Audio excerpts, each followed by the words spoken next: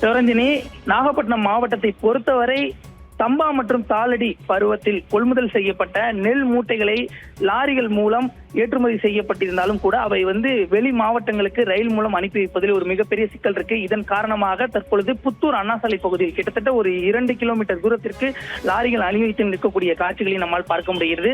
தற்பொழுது கோடை மழை என்பதும் பெய்து வரக்கூடிய நிலையில அந்த தார்பாய் கொண்டு நெல் மூட்டைகள் மூடி இருந்தாலும் அவை நனையும் ஒரு அபாய சூழல் தான் தற்பொழுது நிலவிட்டு இருக்கு.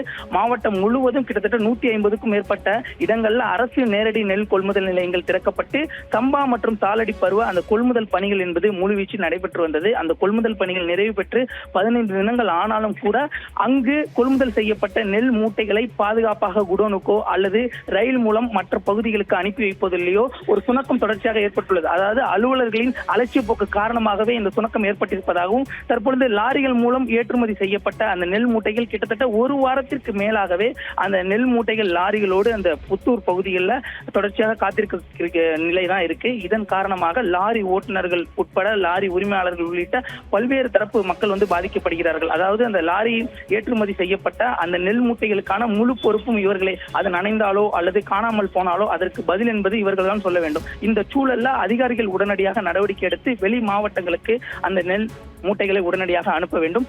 குறிப்பாக கடந்த 8ஆம் தேதி முதல் தற்பொழுது வரை ரயில் என்பது இயக்கம் செய்யப்படாததே இந்த சுணக்கம் ஏற்பட்டிருப்பதாகவும் உடனடியாக அதிகாரிகள் நடவடிக்கை எடுக்க வேண்டும். நுகர்பொருள் வாணிப கழக அதிகாரிகள் நடவடிக்கை எடுத்தால் மட்டுமே இதற்கு தீர்வு காணும். குறிப்பாக நம்ம முக்கியமா பார்க்க வேண்டிய விஷயம் என்னன்னா, ஆசியாவிலேயே மிகப்பெரிய அந்த சேமிப்பு கிடங்கு என்று சொல்லக்கூடிய கோவில்பத்து கிடங்கு இதுதான் 2வது சேமிப்பு கிடங்கு.